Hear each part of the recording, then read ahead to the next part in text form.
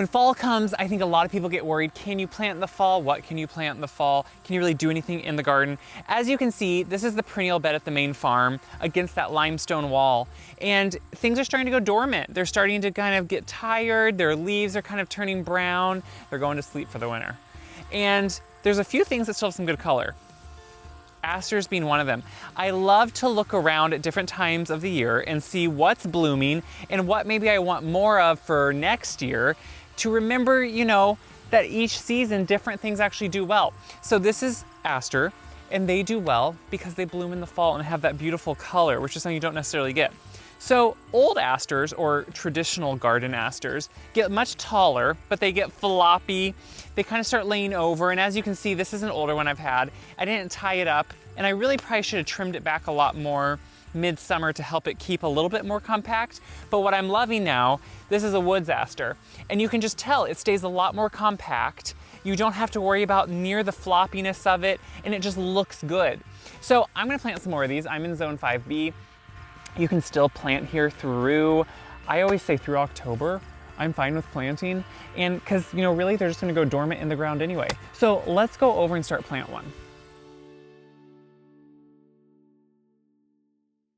So you want to find an open space. These, what's nice is only get, you know, in that 12 to 15 inch up to 20 inch kind of range, which is nice because then they just have like a nice billowy look to them, kind of like slight mushroom, but you don't need as big of space for them, which I really like. So you just want some good, well-drained soil.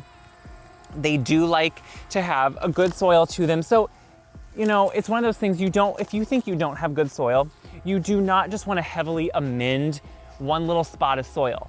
What instead I would do is, over time, add compost on top of your whole bed, let that work down into the ground, and slowly you're gonna be amending the whole bed over time, as opposed to just one spot. Because if you just have one good spot, roots aren't gonna necessarily wanna branch off and go into other areas. They're gonna wanna stay in that one spot. So instead, amend your whole bed over time, and that's just gonna create a healthier bed. So with asters, they're like a lot of other plants. There's not really big science to it, but you can see that it's not terribly root bound, but it's always a good idea just to somewhat rough up those roots. I even take off, usually on these large 1 gallon size pots, I take off the bottom few inches of dirt. It's just capillary roots. And you can see that if you're just breaking them up, you can then just pop it into that hole. And I do not want to have it go down way too deep. I want it to be at the same level it's in current, guys. This is, okay, there is a bee on it instantly. I'm planting a flower. This is what I love. There's a bee on it. That's actually even, it looks like a honeybee, so there must be some honeybees around here. And no, they're not gonna sting you unless you're really mean to them, so just be nice. So we're putting it back in the hole. We're leaving, you know, about the same level it was, and then I'm just gonna backfill with dirt, and I'm using that native dirt. I am very lucky. I'm in Iowa, and I am lucky to have some really nice, rich, loamy topsoil that just is, it's good dirt. And it's good to have this nice dirt, I admit that. So I'm putting it in here.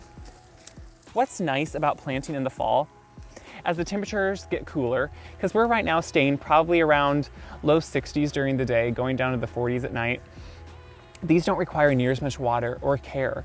Things aren't drying out near as quickly, so you don't have to quite worry about them. I'm gonna finish putting the dirt around, then go get some water to water it. To finish this up, I'm just gonna water it like you would any new plant. So like I said, in the fall, they don't need as much water. Oh, there's still a bee on it, you guys.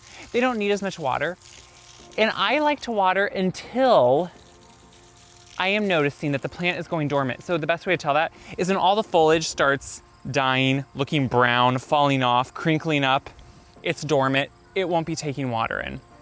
But until then, I'm gonna water it. If you're not getting rains about 1 inch a week, you would need, if you're not getting that, you need to water it.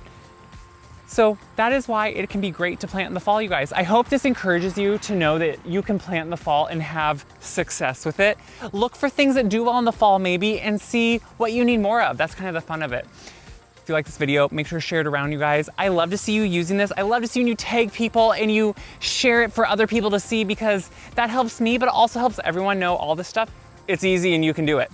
So I'm gonna keep planting some more, because I never stop with one, and water some more, and just make the world a more beautiful place, right? That's why we do this. Okay, come on, Kip.